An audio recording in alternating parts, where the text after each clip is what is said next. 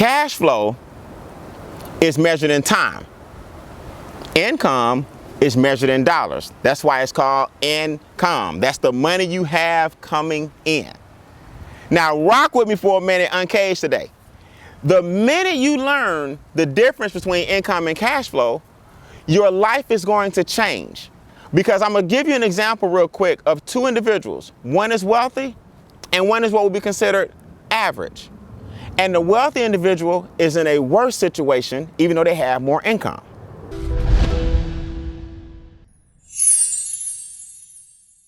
It's Beane Uncaged. Welcome back. Another episode of the Instincts PONDCast. Being uncaged means, unfortunately, you stuck with me today. I'm going to swing in this cage and I'm going to talk to you about two things, mindset and money. And as you know, initially, I get right to it. We tap into your instincts. Why? You are the highest form of intelligence on the planet. Why aren't you using it to your benefit? In fact, a lot of you guys watching, you're using your intelligence to your detriment because you are too emotional. You're the highest form of intelligence on the planet, but emotionally, most humans are weak. So if you're going to tap into your potential and the greatness that the man upstairs gave you, I want you to study and listen as I talk about other creations of the man upstairs and the different things that he put in these animals to help them survive. And maybe you can borrow, you can even steal some of these qualities, wake up, look at your life every single day and use them, even if it's just one, to improve your situation. It's a great day to change lives. That's what this Instincts PONDCast is all about. Now, normally I don't do this, but today I brought something special. What that means is I don't always have an animal that I'm going to discuss on the table, but this man is sitting here so big, so bold, and in real life, they're actually pretty beautiful. You ever seen something so ugly it's cute, right? A silverback gorilla. I want to talk to you guys about the qualities of the silverback gorilla. Now, Brian, what is it? Well, first, let me tell you what inspired this. A friend of mine is a veterinarian. And one day we were talking. She said a silverback is so powerful that they can grab your arm and without even moving, one twist, it's kind of graphic, your arm will come out of socket. Now, before you start doing like I do, you start feeling pain. Let me explain. That's just what started the conversation. The conversation was about how strong the silverback really is, right? Your arm will come out of socket if a silverback just moves his wrist. Your arm is detached. I said, okay, doc, that's a little much. She said, no, seriously. When they put the silverback to sleep temporarily, they have to wait a certain amount of time because if you touch the silverback's hand, and even though he's asleep, and your hand is in his hand, and his reflexes are still active, he will crush your hand with his reflex. In other words, they have to make sure he's 100% out and will not wake up during the procedure, because if he does, everything in that room is going to die. Your hand will get crushed by a silverback's reaction, even if it's knocked out.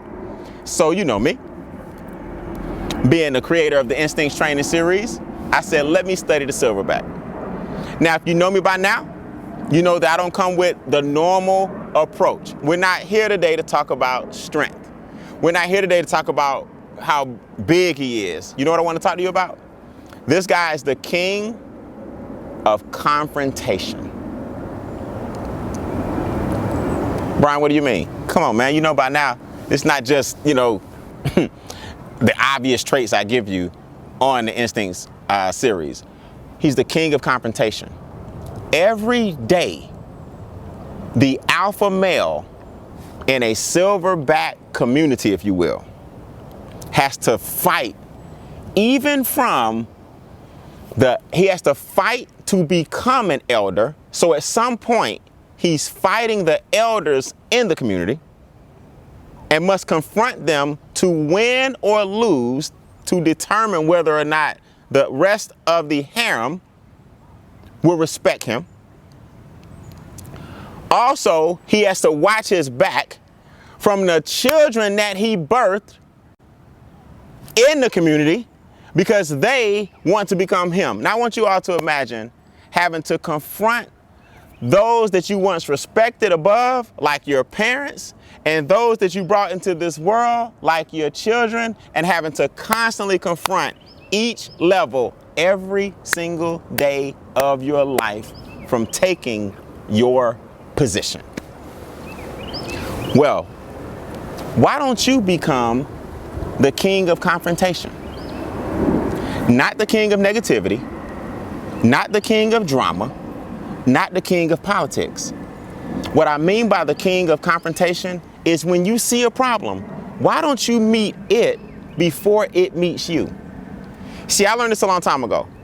This is how life works.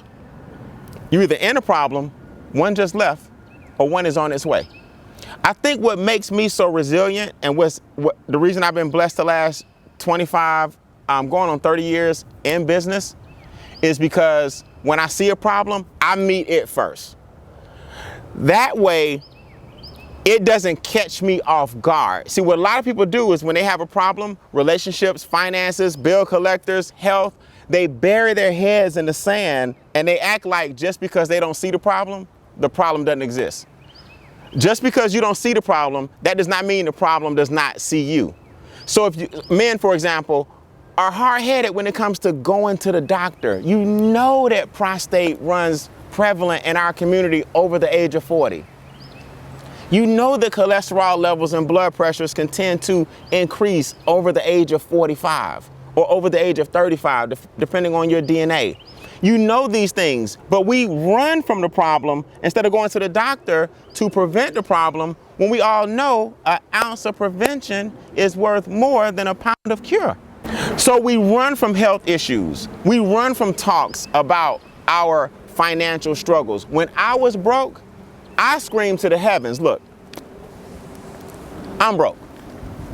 It must be something I don't know because I see people around me, not just on television, I see people around me doing well. God, what am I doing wrong? When I told everybody I was broke and I told everybody I needed help and I told everyone I'm willing to work and I told everyone I'm coachable and they saw that I was hungry, all doors and windows opened because I confronted my problems that I was broke and I opened admittedly and I was open because I confronted my problems when I was broke and I was open enough to admit that I needed help.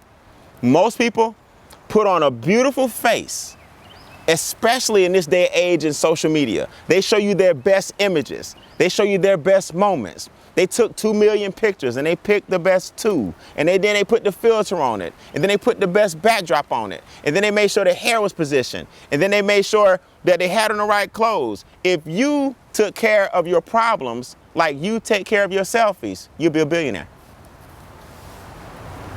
See, on camera and on social media and on the photos, you act like you don't have any problems. Now, I'm not saying post your problems. I'm not a big fan of you posting your problems on social media because people get a kick out of you showing that you're going through something. What I'm saying is when I didn't have a dime, I was not afraid to look in the mirror and confront that person and say it's you and then look everywhere else and confront them in a polite way and say, look, I need some help. And I don't mean financially. When's the next seminar? What's the next MP3 I can listen to? What's the next book I can read? See, if you don't confront your problems, they're coming. And what happens is you so busy all day putting out small fires and taking care of everyone else's busyness that you don't take care of your own business. When I decided to stop putting out small fires and exerting all my energy into everybody else's lives, into everybody else's problems, and stop starting my day peering into everybody else's world and scrolling and seeing what everybody else is doing, when I decided years ago that instead of taking care of busyness, I'm gonna take care of business, my whole life changed. Because I decided to confront the man in the mirror. Confront him first. Then confront your situation and say, you know what? I'm not afraid of you. You need to speak to your problems out loud. Now, people don't believe me, but this is true. I've lost homes, I've lost money, I've lost friendships, I've lost relationships, and the first thing I did was look in the mirror, and instead of breaking the mirror, I fixed the reflection. Don't break the mirror and get mad at what you see. Fix the reflection in the mirror and get excited about what you see. I got a million qualities on this guy right here. And as you tap into the Instincts Podcast, you'll get one every week. But I wanted to talk to you first about confronting yourself before you start looking around trying to confront other people. Confront yourself, confront your problems, confront your past, confront your personal issues, and I can promise you the future will look totally different than your past. I hate to interrupt, but don't you want me to pay the bills? You want the show to stick around, right? This segment was sponsored by the Instincts Training Series. Now, what is that? You ever wonder why a duck does not have blood vessels in his feet? You ever wonder why a polar bear or a brown bear or a black bear take care of their young to the death like any mother would? You ever wonder why a cheetah has a really long tail? You ever wonder why a rhino has birds on his back? You ever wonder why a praying mantis has 1,000 eyes? I could go on and on and on, but the Instincts Training Behavioral Series will show you how to reach your full potential as God's highest creation. That's right. You're the most intelligent form on the planet, but you're the weakest emotionally. I'll show you guys how to tap into your instincts and reach your full potential and be more productive personally and professionally. Visit briannbeane.com. That's briannbeane.com for a free keynote and tap into your instincts today. Now back to the episode. Before we go, this next segment was sponsored by the Extra Digit Movement, where we show you how to grow your net worth one digit at a time. Using what? Strategies. Not sales, not hype, not fluff. I'm not knocking sales. I've been in sales for the first 15 years of my career. Now I use strategies to show people how I went from 3 figures every 2 weeks to 4 figures a week to 5 figures a month to 6 figures a year to a 7-figure career, working right out of my home. Yeah, that's right. Right now you're looking at part of my home. Why? Because these strategies don't have emotions attached to them. See, money is an emotional thing. And before we tackle this nothing but money topic, I want you to understand that you can put a strategy on top of every single dollar you make. If you don't, somebody else has a plan and strategy for your money. So I'm showing you every week how to put your own strategy on top of your own money so it can work for you and not you work for it. Let's get right into it. I want to continue a cash flow discussion. Cash flow is measured in time. Income is measured in dollars. That's why it's called income. That's the money you have coming in. Now rock with me for a minute, uncaged today. The minute you learn the difference between income and cash flow, your life is going to change. Because I'm going to give you an example real quick of 2 individuals. One is wealthy and one is what would be considered average. And the wealthy individual is in a worse situation even though they have more income. And the average person with actually an above average salary is in a better situation even though they have less income. Why? Because I'm going to make her cash flow better. Pay attention. If you have $1 million a year, your income is astronomical. Don't get fooled here in America. Do not get it twisted in this country. Everybody's not making $83,000 a month, contrary to popular belief. So $1 million a year is a great lifestyle. Now, if you break this down and look at this person's finances, and he's on the golf course, in the golf club, got 3 cars, got a mansion, living the high life, part of every membership, got the expensive clothes, got the expensive maintenance on the expensive cars, got the expensive dates for the beautiful women. Let's say he's spending $2 million. His cash flow is -6. Brian, where'd you get -6? Think about it. It's 12 months a year. So this represents the year. So if his bills are $2 million for the year, but his income is $1 million, he's what I call broke by June. It doesn't matter how much income he has. He's hustling backwards. His cash flow is -6 because from January to June, he's okay. He's got $1 million. But his bill said we go from June to December as well. So he's -6. That means he's short every year. Brian, I don't understand. Why you -6? All right. Let me break it down this way. He's half of whatever he needs. So he's broke by the 15th of all 12 months. Why? Because his $1 million won't last but half of the 30 days. His bills are 30 days long, but his money's 15 days short. Brian, I don't understand the weekly thing. Okay. Brian, I don't understand the monthly thing. Okay. He's broke every 2 weeks. His bills last 4 weeks. He only has 2 weeks worth of bills. How many more ways can I break this down? We uncaged today. You got to get this. His cash flow is -6 months because cash flow is measured in time, not money. Let's take a young lady who's a principal in high school or a college professor. Let's just say she makes $80,000 a year, above average in this country. But her bills are $40,000 a year. She makes $80,000 in 12 months, but her bills are $40,000. Her cash flow is 2 years. If she doesn't make another dime after the 80, she can go this year and next year because her bills are 40. She's cash flow positive. So no, she doesn't have a million golf club memberships. And no, she may not have the most expensive cars in the world. In fact, she's smart. She has one and it's paid off. It's going from A to B, just like everything else.